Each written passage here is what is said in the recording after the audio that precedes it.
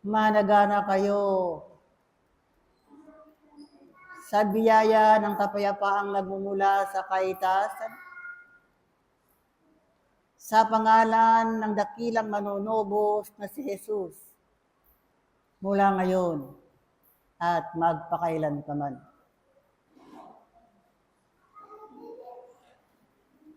Aking iniibig na mga kapatid, hindi sapat ang pananampalataya lamang sa inyong pananalig sa harapan ng dakilang Panginoon. Sapagkat ang pananampalataya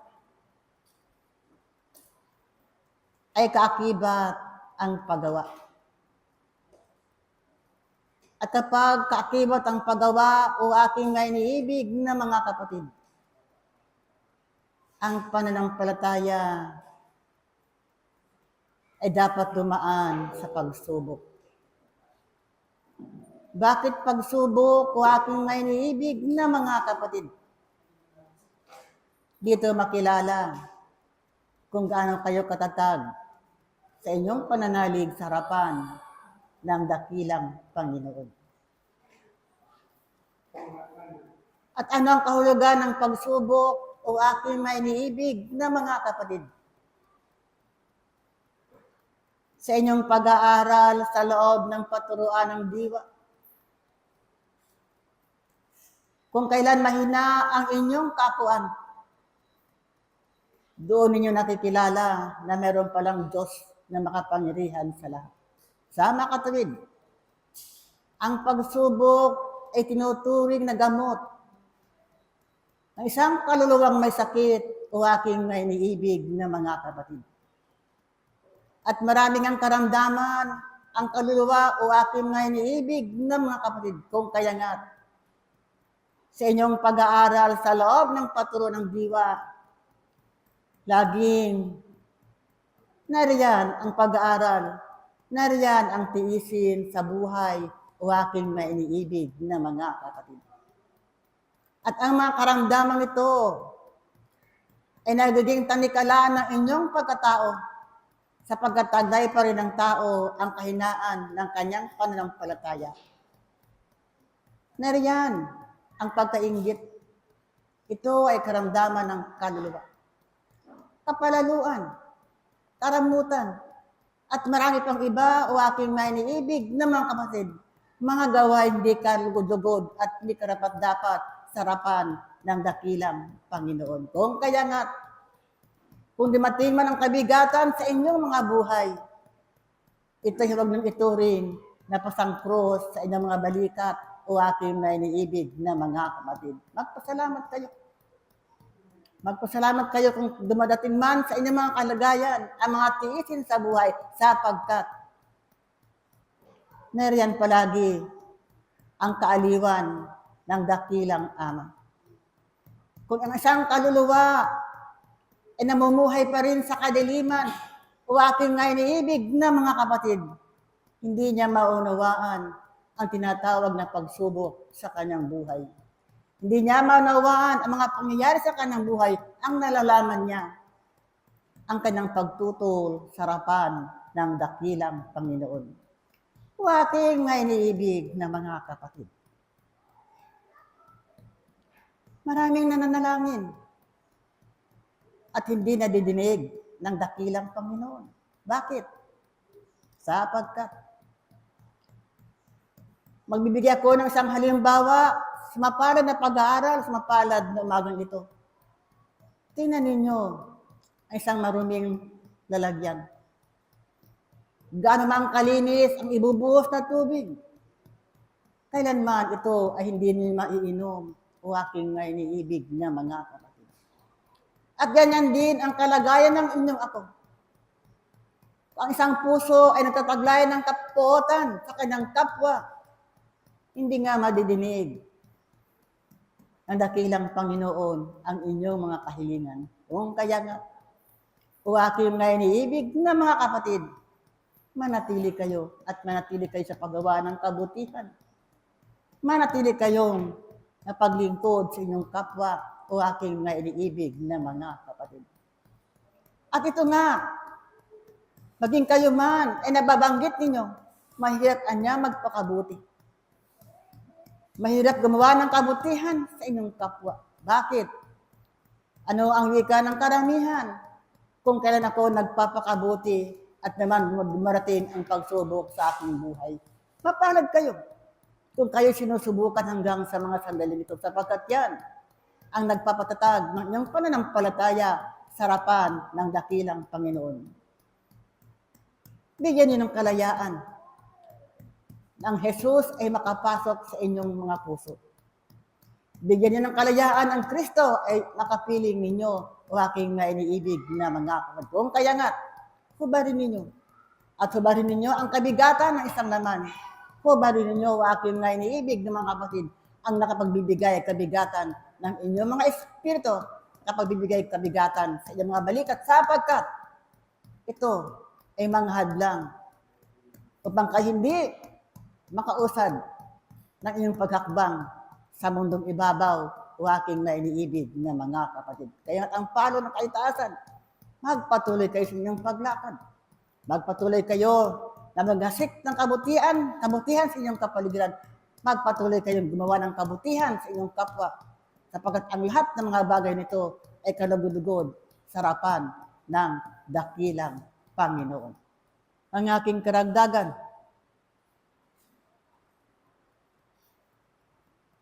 Hebreo 12, ang Santong Kasulatan, Hebreo 12, 5 hanggang 8. Pakibasa.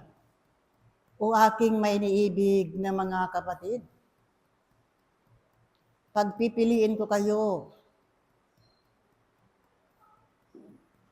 sa mapalad na pag-aaral, sa mapalad na umagang ito. Alin ang inyong nanaisin? Mamuhay ng marangya, subalit makasalanan. O mamuhay na merong tiisin, subalit may nagaantay. Nang kabiyayaang ang kanyang pangako, ang buhay na walang hanggan. Muli, iwan ko sa inyo ang kapayapaang nagmumula sa kaitaasan at ang kapayapaang nagmumula sa ating espiritu. Nawang siyang managana at maghari ng mabuong kakuan sa inyong kapaligiran, sa inyong bansa at sa buong sandaigdigan. Paalam. Paalam. Pablo, Apostol. Sumainyo ang pag-ibig na walang hanggan sa lahat ng mga anak na lagi nang sinusubaybayan sa lahat ng oras, magmula ngayon at magpakailan. Mga anak,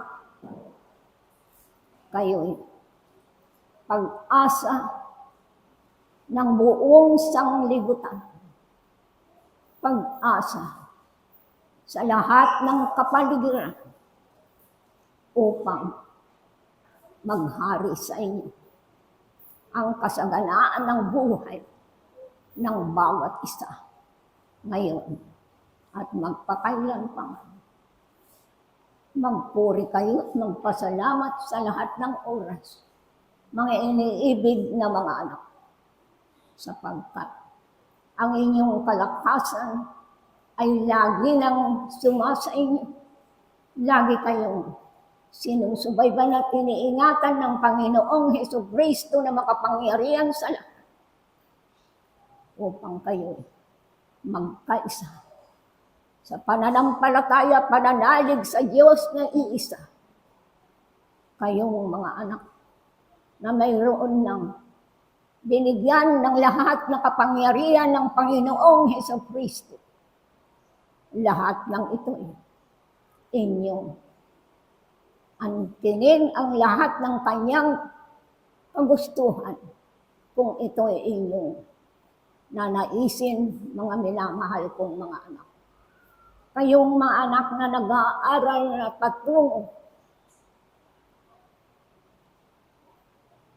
sa daan ng katotohanan, magkaisa kayo, magmahalang kayo, mag-ibigan sa lahat ng oras, at huwag ninyong kalilimutan na ang lahat ng ito'y kayo ang binigyan ng lahat ng kalakasan upang kayo'y manatili sa pangalan ng Panginoong Hesukristo na makapangyarihan sa lahat. Huwag ninyong kalilimutan na ang lahat ng ito, Kanya ang daan at tunay na siya ang may kapangyarihan. Lagi ninyong alalahanin na ang Diyos ay Espiritu.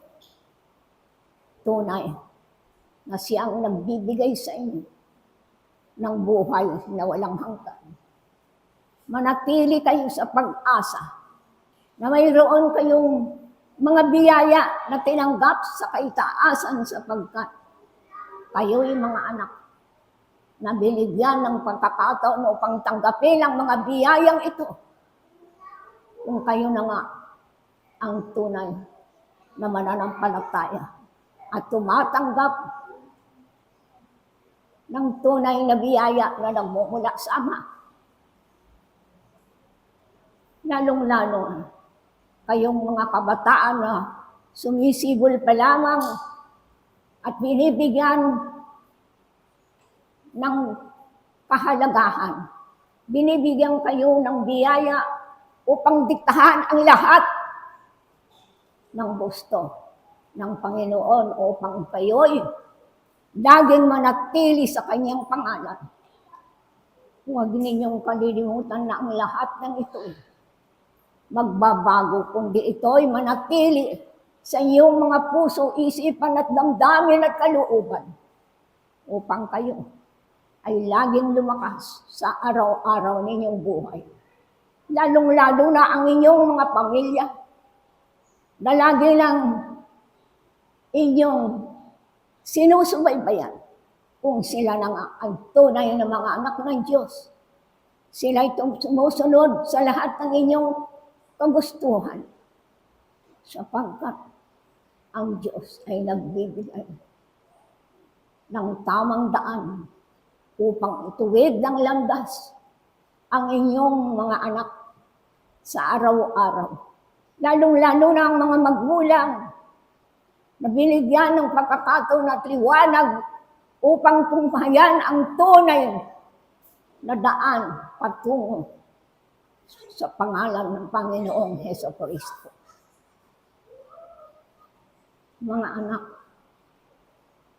na unti-unti ninyong nauubiligan ang lahat ng ito sapagkat napakasarap ang binigyan ng pagkakataon upang tupdin ang lahat ng kagustuhan ng banal na Espiritu Santo upang kayo'y turuan ng tamang daan patungo sa Kanyang kinaroroonan.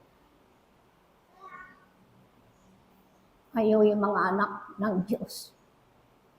Kayo'y mga sundalo ng Panginoong Hesukristo upang lahat ng ito'y binibigay sa inyo kung paano ninyo tupdin at gampanan ang inyong mga tungkulin bilang mga anak ng Diyos.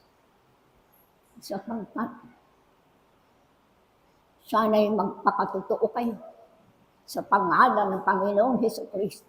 Tunghayan ninyo sa Juan 14, Kapitulo 14, versikulo 1 hanggang 4. Pakibasa. Maliwanag, mga minamahal kong mga anak.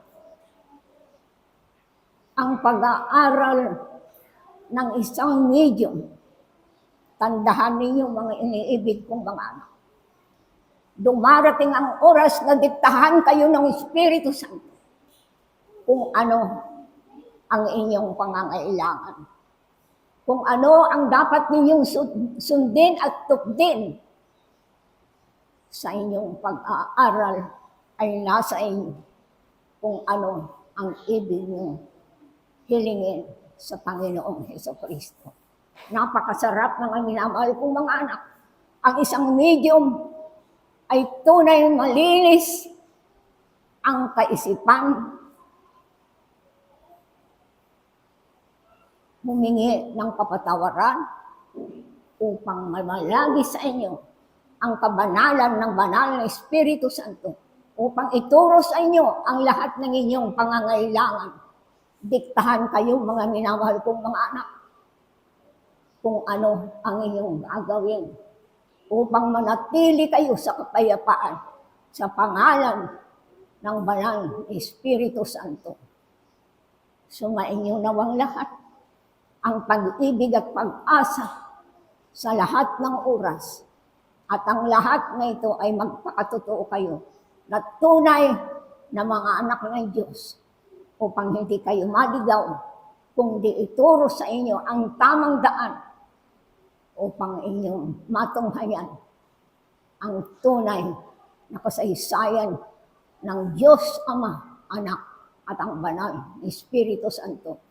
Sumainyo nawa ang kapayapaan, kaluwalhatian, ngayon at magpakailan pa man. Maghari nawa sa inyo ang kapayapaan, kapayapaan, kapayapaan. Ako si Apostol Juan Bautista ay Diyos. Pag-ibig at kapayapaan ang aking ibinabahagi sa mapalad na orasang ito. Sa pangalan ng dakilang manunubos, mula ngayon at magpakailanpaman. Pagbati ng kapayapaan ng pinagkakaloob sa lahat at bawat isa. Kapayapaan na puspos ng pag-ibig. Kapayapaan na puspos ng pag-asa.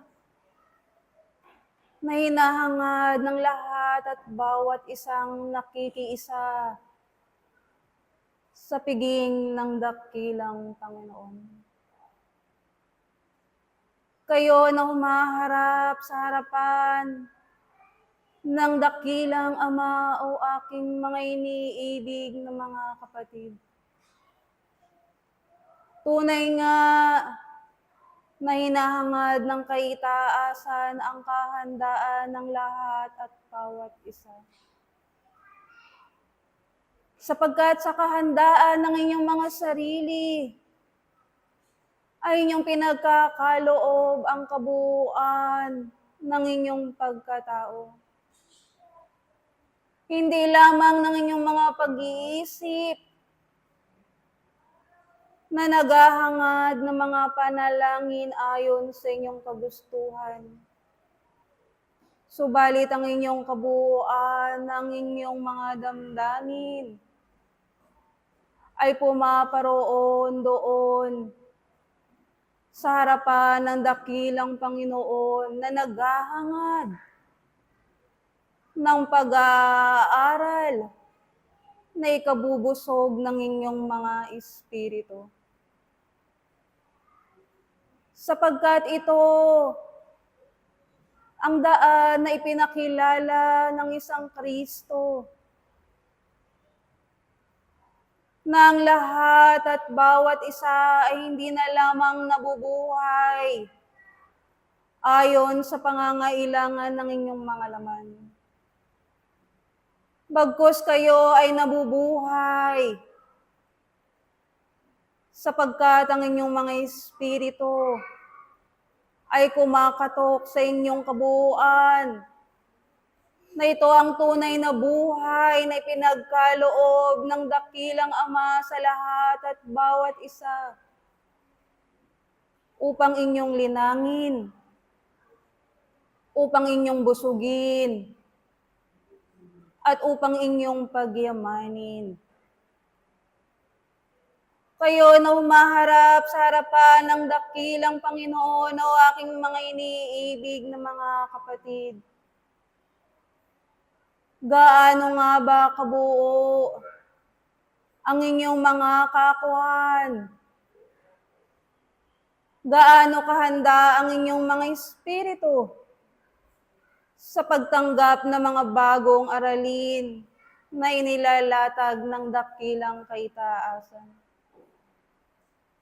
Sapagkat ang pag-aaral ay hindi nananatili sa isang kalagayan o aking mga iniibig na mga kapatid.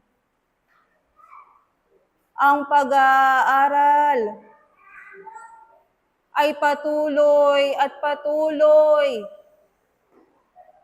natutuklasin ng inyong mga kakuhan upang ang kaganapan ng kaitaasan ay pumaroon sa inyong mga espiritu at inyong maunawaan na ang bahagi ng dakilang Panginoon sa inyong mga sarili ay hindi nga pinagkulangan, kundi ito ay buong ipinagkaloob sa inyo.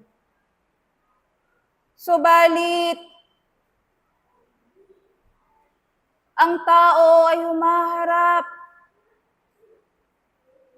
sa mga pag-aaral dito sa paturuan ng buhay, ay tunay na nakalilimot na ang bahagi ng Panginoon sa kanyang sarili. Na simula pa lamang na ipinagkaloob ng dakilang Ama ang inyong mga buhay, kayo ay buo sa inyong kalagayan. Saan nga ba nagkukulang sa pag-unawa ang tao o aking mga iniibig na mga kapatid? Kung ang bawat isa ay naghahangad ng kaunlaran ayon sa laman. Sapagkat kailanman hindi na kontento ang isang kalagayan ayon sa laman. Subalit kung inyong hahangarin na mabuo ang pagkatuto ng inyong mga espiritu, ang kamalayan ng inyong mga espiritu, ay inyo mapag-uunawa kung gaano kadakila ang pag-ibig ng dakilang Ama. Ang bawat pag-aaral na inilalatag sa inyo ay bahagi ng pagkamulat ng inyong mga espiritu upang kayo ay magkaroon ng pagkatuto, upang kayo ay magkaroon ng mga sangkapin na ang bawat bahagi ng inyong mga espiritu ay mabuhay at inyong maunawaan na hindi lamang kayo humihinga, kundi ang bahagi ng kaitaasan, ang bawat pandama ay gumagana at inyong ang natutuklasan ang pagbibiyaya ng kaitaasan bilang kayo na gumaganap ng inyong mga tungkulin ay tunay nga na siyang katotohanan na kayo ay gaganap at gaganap sa kanyang ubasan. At kung ang bahagi ng bawat kasangkapan ng inyong mga espiritu ay mabubuhay, ay inyong mauunawaan ang kahalagahan ng pagtupad ng mga tungkulin sa harapan ng dakilang Panginoon.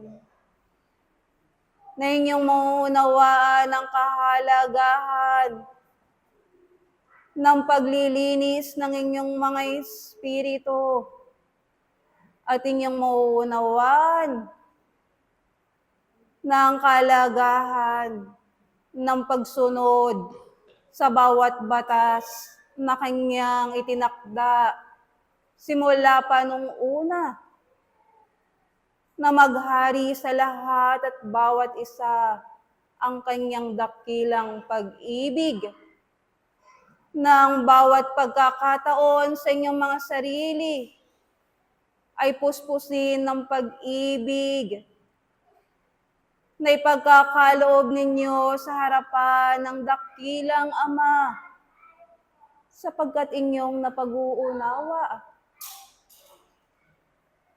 na kayo ay kabahagi ng kaitaasan, na kayo ay hindi lamang mga mag-aaral, subalit kayo ay kanyang mga anak na pinupuspos ng pagbibiyaya at pag-ibig. Aking mga iniibig na mga kapatid, magpatuloy at magpatuloy ang bawat isa. Bumahagi kayo sa harapan ng dakilang Panginoon at hangarin na makatupad ng inyong mga tungkuling sinumpaan buhat pa ng una. At ito ang aking bahagi sa mapalad na orasang ito. Muli ang puspos ng pag-ibig at ang kapayapaan ang maghari sa lahat at bawat isa mula ngayon at magpakailanpaman. Ako ang inyong kapatid sa isang pag-aaral. Espiritu Santo ng katotohanan. Paalam. Sumayin niyo ang pag-ibig at ang kapayapaang nagbubuhat sa kaitaasan. Ang siyang maghari sa bawat isa mula ngayon at lagi. Mga iniibig na mga kapatid sa paturuan ng diwa.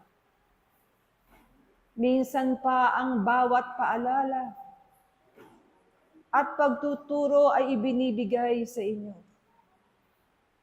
upang kagalakan ng inyong mga puso. Tunay na ito'y malubos. Subalit ang hinahanap ng kaitaasan ay makita yung buong kabuuan na mula sa mga bagay ninyong naririnig tunay na ito inyong nauunawaan at isinasa puso. Kung magkagayon nagtitipo ng aking mga iniibig na mga kapatid, ng isang uri ng kayamanan, maaari niyang ihandog sa harapan ng dakilang Panginoon. Kaya't kayo'y magsipinatili sa mga bagay na gayon upang sa bahagi ng pagnanasa na yan, ito rin ang magdadala sa bawat isa ng unti-unting paglilinis ng kanyang kapuan, na ang kanyang sarili sinasanay upang sa bahagi ng mabuti at matuwid na paggawa, ito ang kanyang gagawin mula ngayon at magpakailanman. Mga iniibig na mga kapatid, kayo ay nabubuhay sa sanglibutang ito at inyong nalalaman ang kalagayan ng bawat isang sarili. Kaya't kayo'y tinuturuan upang lagi na kung ang pagnanasang yan ay naroroon sa paglilingkod sa harapan ng dakilang Panginoon, sisikapin nyo na ang inyong mga sarili inyong aayusin, inyong lilinisin, inyong tuturuan, at ito'y inyong aalagaan. Sapagkat ang bawat isa ay naroroon sa isang tungkulin na ang kanyang sarili kinakailangan niyang ayusin alang-alang sa kabanalan ng kawang gawa. Na ang bawat isa ay sidlang hirang na itinatalaga ng dakilang Panginoon. Subalit ang inyong pakikipamuhay ay nagkakaroon ng maraming kadahilanan, mga iniibig na mga kapatid.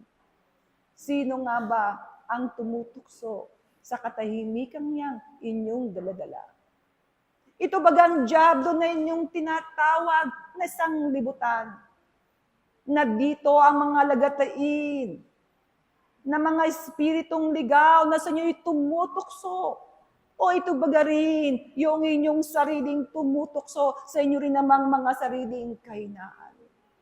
Sino baga ang may tungkulin sa kanyang sarili? Sapagkat binigyan ng Panginoon ang bawat isa ng karapatan upang kanyang tanganang maigi ang kanyang sarili, upang sa mga bagay ito kung kanyang napapag-unawaan, ang bawat salita, ang bawat karunungang kanya nang daladala. Ano nga bang magiging kadahilanan upang ang bawat isa ay laging dumudoon sa pagkakamali? Dumudoon sa mga tukso na kung saan lumilihis doon sa daan na niyang tinatahak.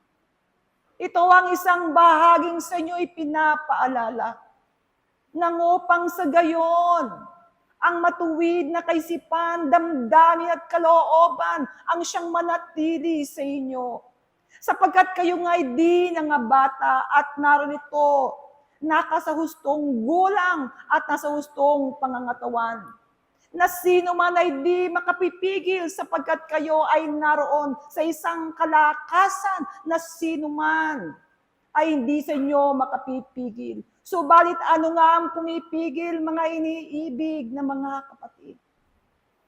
Ito yung tinatawag na kahinaan pa rin na natili sa isang katauhan. Kaya't ito ang ipinamamalas sa bawat isa na bagamat nangakikinig at nagkakaroon ng katuwa ng kanyang puso sa bawat salitang idinididig ng kaitaasan, subalit kung ito ay hindi tunay na mananatili at isa sa puso ng bawat isa, ito ay hindi lalago. Ito ay hindi magbubunga. Ito ay matutuyo. Huwag nga na inyong hintayin, mga iniibig na mga kapatid, na kung itinatalaga ng bawat isa ang kanyang pagkamit sa tunay na puno ng ubas, bagamat ang tinataglay nyo'y binibigyan kayo ng iisang handog na nagmumula sa kaitaasang katotohanan din naman. Ang sinasabi, sino mang hindi gaganap ay puputulin at ihahagis sa apoy. Ito ang isang katotohanan sa bawat isa, na narito na matagal nang kumukuha at nag-aaral ng kanyang salita.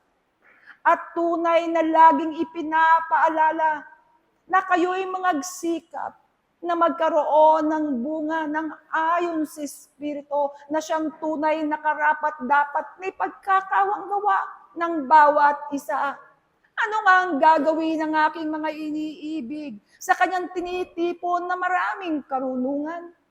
Ito ba gayong lagi lang magpapaalala upang siya ay di gumawa ng kamalian? O naririto na nga ang panahon upang kayo'y magsimula na, upang ang bawat kamay na yan, ang bawat paan na yan, ay tumutungo na sa mga gawaing kawanggawa ng kabanalan, ng kadakilaang hinahanap sa bawat isa. Mga iniibig na mga kapatid, kayo bagay katulad pa rin ng nakikipaglaban sa sanglibutang ito? At sino nga ang inyong kalaban, kundi ang inyong mga sarili? Kayo ba gayong tumatakbo sa takbuhan at narito, isa lamang ang pinipili ng sanglibutan? Subalit ano nga ang pangako ng kaitaasan na sa sino mang dito ay tumatakbo sa kanyang palatuntunan nang naaayon sa kunlaran ng kanyang espiritu, ang lahat ay maaari magkaroon ng katagampayan. Sapagkat ang bawat isa, kung ano ang kanyang ipinatanim, tunay na ito ang kanyang aanihin. Sa bawat naghahanda, tunay na ang kaluwalhatian ng dakilang Panginoon ay sa kanya'y ibibigay. Kaya nga't kayo na narito, pagsikapan nyo na anumang mga bagay na mabuti at matuwid na inyo nang natamo sa inyong mga buhay, sikapin nyo. magkaroon kayo ng lakas ng loob. Magkaroon kayo ng isang tunay na pagtitiwala, ng isang pananampalataya na ang inyong tananggap ay tunay na nanggagaling sa kaitaasan. Sapagkat marami ang tumatanggap, subalit nagkakaroon ng dalawang akala. Kaya't sino ngayon ang tumutukso sa mga bagay na yan? Ang mga bagay na nilinis na ng dakilang Panginoon, mga iniibig na mga kapatid, ay huwag niyong wariing isang marumi at walang kabuluhan. Sapagkat sa mga bagay nito, katotohanan, ang kasalanan at pagkakamali ay dumarating sa inyong kalagitnaan. Ganito kayo tinuturuan. Sapagkat ang bawat isa ay di gagawa ng ayon lamang sa sarili niyang kagustuhan, sa sarili niyang pangangailangan.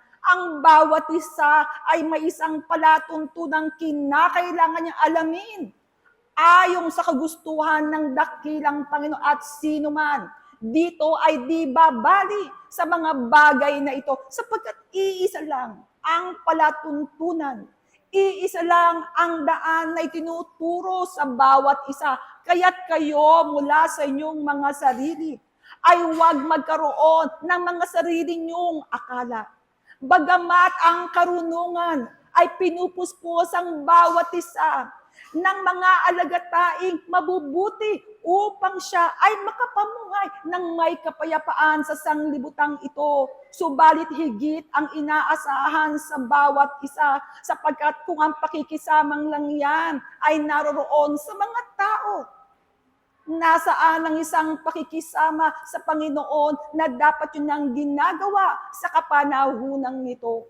Mga iniibig na mga kapatid, ito ang isang katotohanan na dapat niyong matamo sa inyong mga buhay. Na sino mang lumalakad sa harapan ng dakilang Panginoon, ang kanyang paglakad, ang kanyang pakikiisa ay naroroon sa kaitaasan. Na sino man ay walang makakahadlang sa kanya, sapagkat kung ang karunungan ay tunay na tumatayo sa inyong kalagitnaan, hindi nyo kayo maliligaw. Sapagkat ang kanyang katarungan ay matuwid at maliwanag doon sa tunay na tumatanggap. Doon sa tunay na naghahanap ng kanyang katuwiran. Ito ang bahagi na naway inyong isabuhay na sa bawat nyong pag-aaral, mga iniibig na mga kapatid, ay huwag nyong kalilimutan, ang bawat isa ay kinakailangang maglingkod ng kanyang buong kabuuan. Ang bawat isa ay kinakailangang magbigay sa ganang kanyang sarili sa mga bagay na nang tinamo, sapagkat ang mga bagay na yan, kung inyong ang tataguin, paano niyo ito ipapangalakal? Paano niyo maibabalik ang tubo sa harapan ng dakilang Panginoon? Sapagkat yung tumutubo ay tunay na nagbigay ng kanyang lakas upang ito ay ipangalakal. Kaya tingnan niyo ang inyong mga sarili ko, ang mga bagay ba na ipinagkaloob sa inyo ng kaitaasan ay ano na nga ang inyong ginagawa. Kung tunay ang mga bagay na ito, mga iniibig, mga kapatid, tunay na makikita nyo ang inyong kalagayan sa bahagi ng paglilingkod ng dakilang Panginoon. At harinawa ang bahaging ito ay laging magpaalala sa bawat isa na kayo ay hindi lamang namumuhay sa kapayapaang inyong nais sa inyong mga sarili, kundi doon sa isang espiritong tunay na naghahanap ng kapayapaan sa ngalan ng Panginoon. At ito ang bahaging sa inyo'y aking iiwan at harinawa ang pag-ibig at ang kapayapaan ang siyang maghari sa bawat isa mula ngayon at lagi na. Ang inyong kapatid sa isang Panginoon at isang pag-aaral, Pedro Apostol, paalam. Pag-ibig at kapayapaan ang sa inyo ibinaba ngayon at magpakailan paman. Mga inibig kong mga kapatid, Ang buhay ay mahalaga. Ang pag-aaral ay mahalaga sa isang buhay na espiritu upang matutunan pa ang maraming bagay na para sa Panginoon. Ano nga ang layunin ng isang pagsilang ng isang espiritu? Tunay, nagpapakilala na mayroon Diyos na nagpapahintulot sa bawat kaluluwa na magpatuloy ng pag-aaral na kung papaano ang isang matutunan ayon sa pagsisikap ng bawat isa. Narito, ang bawat kaluluwa ay tunay nga na nakikipag-aral. Nananampalataya sa isang dakilang Panginoon na totoo, ngunit kulang sa gawa. Marami ang pumapasok sa patruan ng diwa. Ngunit, hindi lubos na naunawaan ang mga bagay na kanyang narinig. Sapagkat tunay nga na mayroong panahon na magpupuno sa bawat isa. Tunay na sa pamamagitan ng karanasan, gigisingin ang bawat kaluluwa. O mga iniibig kong mga kapatid, magsikap kayo sa inyong buhay na binigay ng dakilang Ama upang nang sa ganon na ang bawat paggalaw ng inyong pag-aaral ay tunay nga na maidaragdag sa kaalaman ayon sa Espiritu. Marahil ang bawat isa ay punong-puno na ng pag-aaral. Ngunit ang pag-aaral na yan ay hindi nga lahat nagagampanan sa panahon na ibinigay sa kanila. Marami ang naghahabol, ngunit hindi sapat ang kaalaman upang matunton ang tamang landas. Sapagkat nalalaman ninyo, maraming nananampalataya, ngunit nandoon ang tigas ng damdamin na ayaw isuko sa harapan ng dakilang Panginoon. Ano nga ba ang isang pananampalataya sa Panginoon? Di ba't ito ang pagsuko ng bawat isa, ang palambutin ng bawat puso ng upang nang sa ganon, ang tunay na pag-aaral ay inyong manamnam sa inyong kabuuan. Sapagkat hindi mo kailangan makita ang kagandahan na iyong hinahanap para sa Panginoon kung hindi ito ay nararamdaman. Sapagkat sa pagpakiramdam, tunay nga ang iyong madarama, nandoon ang isang tiwala sa dakilang Panginoon. O mga iniibig kong mga kapatid, saan man kayo sanayin na pag-aaral ayon sa Espiritu, ito ay inyong akapin upang nang sa ganon, kayo ay maging karapat-dapat sa kaitaasan. Tunay na ang pag-aaral sa Espiritu, ito ay nakapagtuturo sa inyo ng mabuti. At dito, ang marami ay nagkakawang gawa. Ngunit sa paniniwala, mga inibig kong mga kapatid, naway tulad kayo sa itananim ng dakilang Panginoon upang nang sa ganon, ang pagtubo ay tunay nga na maging karapat-dapat at hindi masuwayin sa mga aral na ibinibigay. Maraming bahagi ang pag-aaral. Tunay nga na kung ikaw ay sumusunod ayon sa paglilinis, daraan ka sa tinatawag na apoy nang upang nang sa ganon, maramdaman mo ang bahagi ng buhay na sa iyo'y ibinibigay. Nang sa ganon, ang bawat isa ay matuto. Ngunit ang pag-aaral ayon sa Espiritu, ito na nga ang kinakailangan mong maging matalino sapagat hindi lahat ng lumalapit ay karapat-dapat. Matuto kang umuri sa pag-aaral. Kaya nga't mayroong pag-aaral sa Espiritu. Nang upang nang sa ganon, maramdaman mo ang iyong paligid. Nakita mo ang karapat-dapat at ang hindi. Ikaw ba ay mag-aaral ng Panginoon? Tunay, matatanaw mo ang liwanag at doon ka lamang tutungo at hindi sa ibang daanan. Marami ang sumusubok sa pag-aaral, ngunit hindi nga marapat na maranasan pa ang mga bagay na yan. Sapagkat bawat isa ay may krumihan. Bawat isa ay kinakailangan mag-aral ayon sa paglilinis. Kaya nga, dumarating ang panahon na kung ikaw ay tinanim ng dakilang Panginoon at sa susunod na buhay, nabigyan ng pagkakataon, ang iyong alaala ay ang alaala ng itinuro ng dakilang Panginoon. O mga iniibig kong mga kapatid, mabuti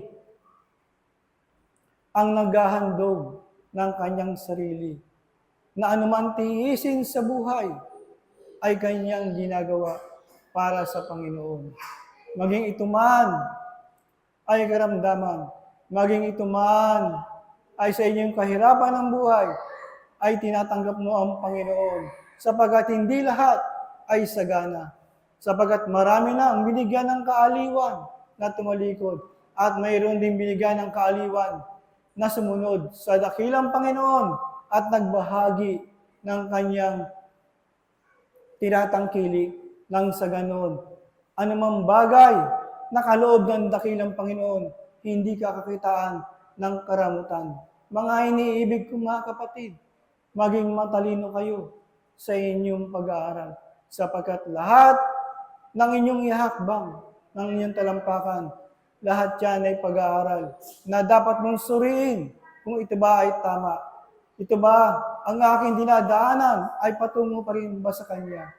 Sapagkat tunay nga, nasa patotoo ng Panginoon, maraming lumilis sapagkat ang Kanyang naramdaman ay ang Kanyang naman na at hindi ang sa Espiritu. Kaya't manatili kayo sa pag-aaral sa Espiritu, na ito ang magbibigay sa inyo ng tunay na buhay, na ito ang magbubukas sa inyo sa bagong pintuan ng pag-aaral, ang pag-aaral ng kaliwanagan. Mga iniibig ko mga kapatid, ang sino nga man nanatili sa Panginoon, tunay nga na ito ay makakakamit ng kapayapaan sa kanyang buhay. Sapagkat ito ang palatandaan ng bawang manampalataya na ang pangunahin niya ay ang kanyang kapatagan ng buhay. Hindi ang kaguluhan na laging dumarating sa isang mapagsamantalang mag-aaral. Kayo na mayroon ng tanim mula sa dakilang Panginoon, kaya't sikapin niyo na ito'y akapin ninyo at huwag na lumihis pa, kung hindi bagkos, naway mamunga ng karapat-dapat sa harapan ng dakilang Panginoon. Sapagkat sino man ang naglilingkod ay tunay ngang paghahanapan pagdating ng panahon. Sino nga ang sa inyo ang magtatanong, kundi ang isang dakilang Panginoon na pinagkatiwalaan ng dakilang Ama upang kayo ay makarating sa patutunguhan ayon sa kalooban ng dakilang Ama. Kaya't mga iniibig kong mga kapatid, magsikap kayo sa inyong pag-aaral. Harapin ninyo ang layunin ng isang espiritu upang nang sa ganon, kayo ay manatiling buhay sa harapan ng Panginoon at hindi sa tulad na nalagas pagdating ng panahon. Kaya't maging masikap kayo sa inyong pamumuhay. na hindi napaghangad, kung hindi ang layunin lamang ang mamuhay at maglingkod sa kanyang harapan.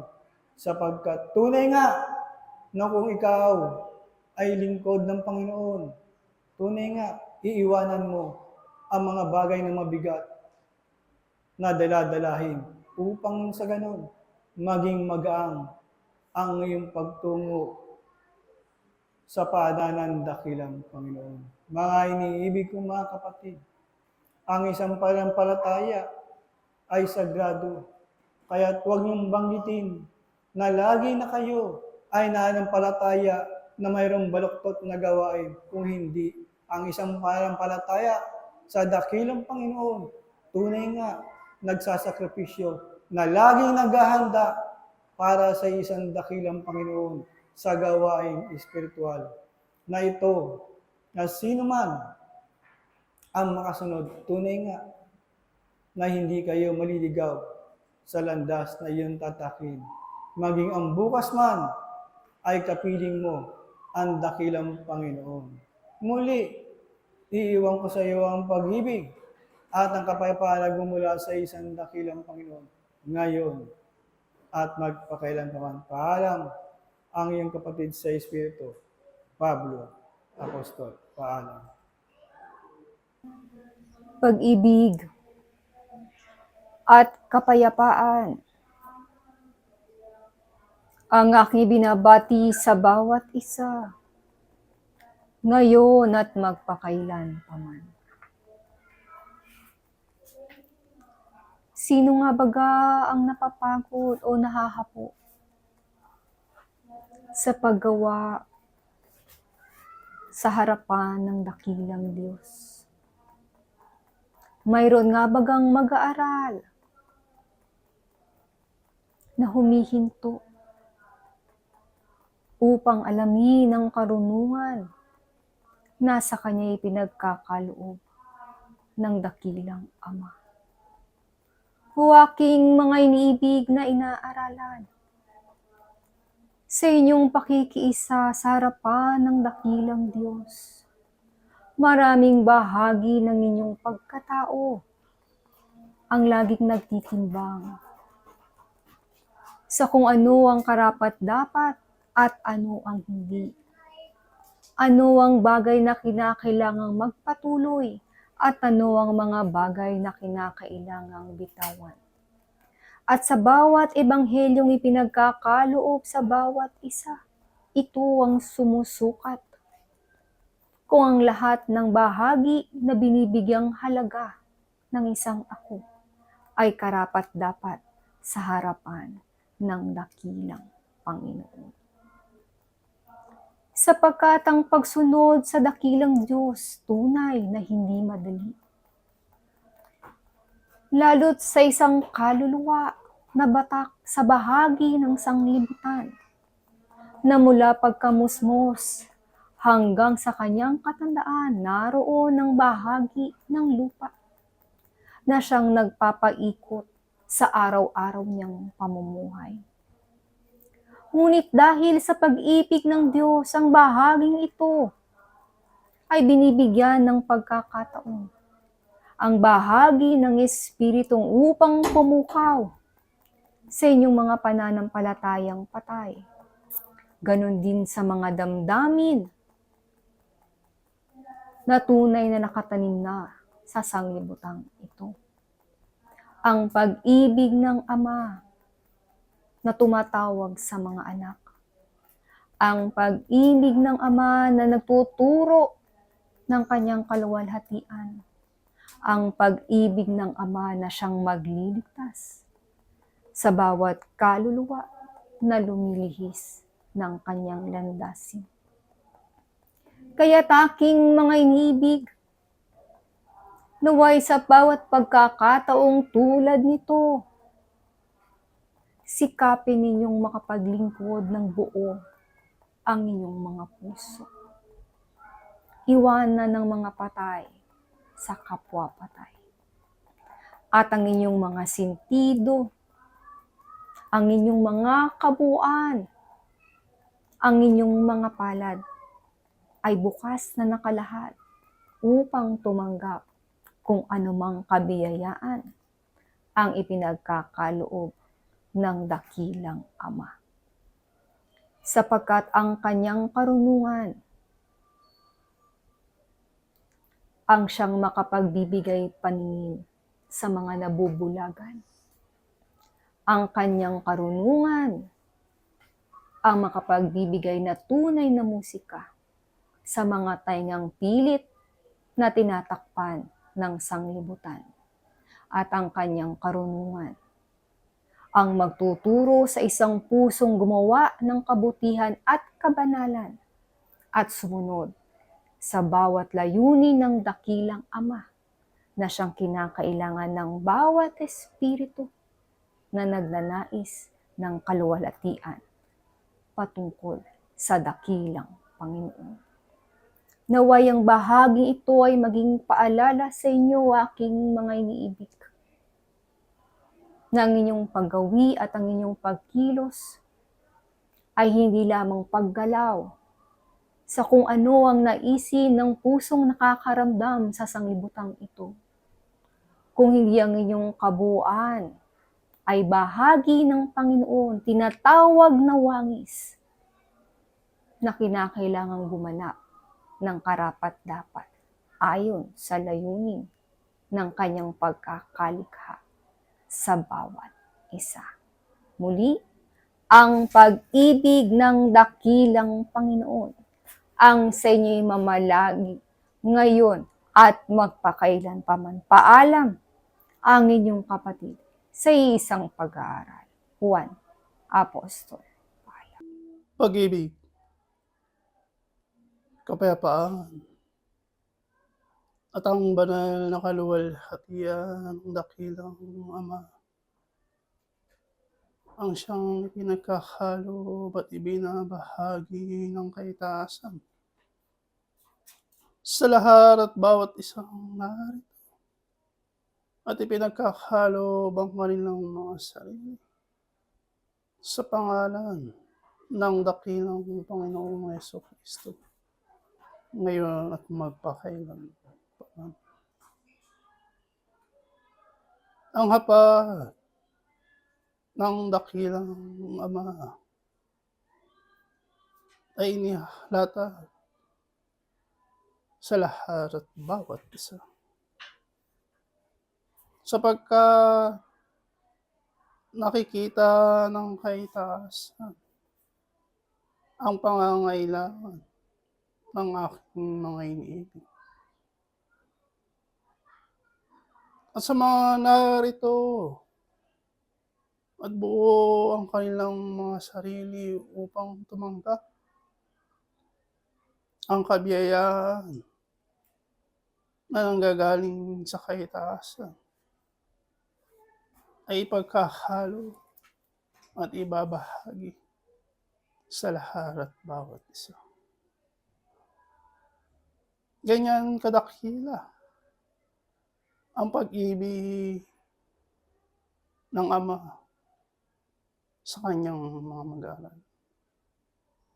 Tunay na ang Diyos ay pag-ibig, sapagkat dahil sa pag-ibig, ang sanglibutan ay nabuo.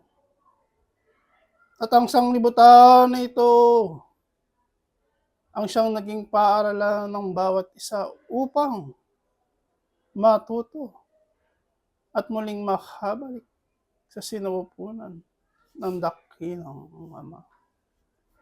Kayo hindi taga-sanglibutan, aking mga iniibig na mga kapatid. Kayo hinirang sa sanglibutan na ito upang ang pagbabalik loob ng bawat isa ay maging buo sa harapan ng dakilang Ama. Kayo na binigyan ng pagkakataon upang makapagbigay, upang makapagsisi, upang matuto, at higit sa lahat, magampanan ang tungkulin na sa inyo ay binahagi ng kaitaasan mula pa ng una. Iba't ibang kalagayan, iba't ibang layunin, Subalit iisa lang ang tunay na layunin na ipinakita ng dakilang Ama sa lahat at bawat isa. At iisa lang dinawa ang layunin ng aking mga iniibig ng mga kapatid.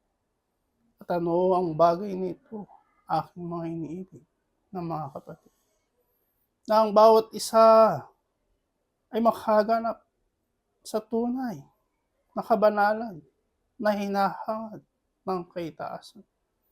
Na ang bawat isa ay magawa ang tunay na mga utos at makita ang halimbawa na ipinakita ng dakilang Panginoon sa kanyang kapanahunan.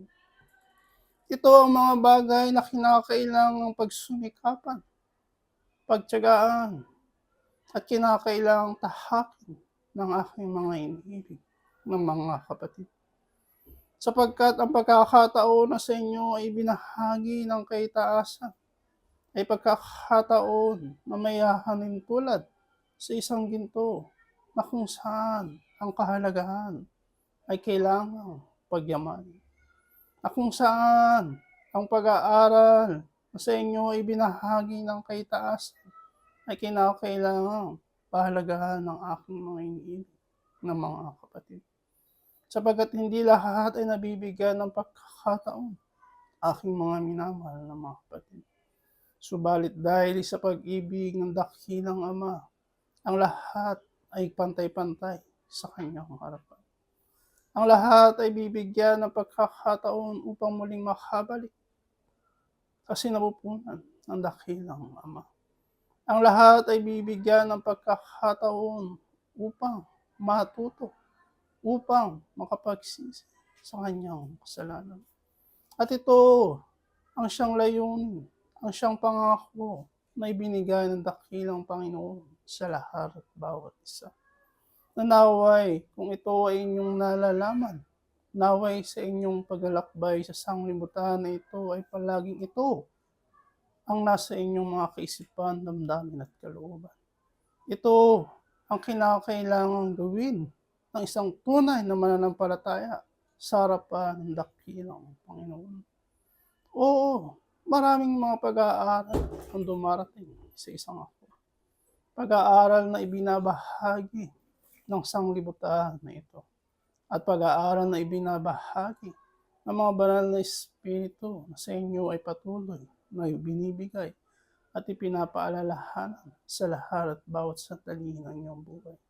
Sa mga tuwid aking mga iniibig na mga kapatid, kung ito ay dumaan sa inyong mga sarili, naway ang tunay na pagpili ay naroroon sa inyong mga kaisipan, damdamin at kalooban.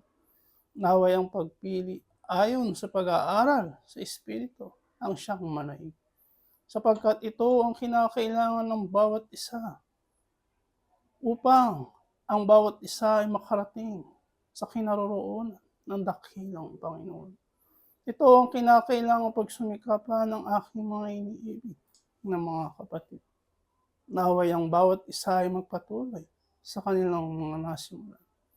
Magbigay ng pasasalamat at ibahagi ang kanilang mga natutunan sapagkat lahat ng mga mag-aaral na kanyang itinuring na kanyang mga anak ay paparoon sa harapan ng dakilang Ama.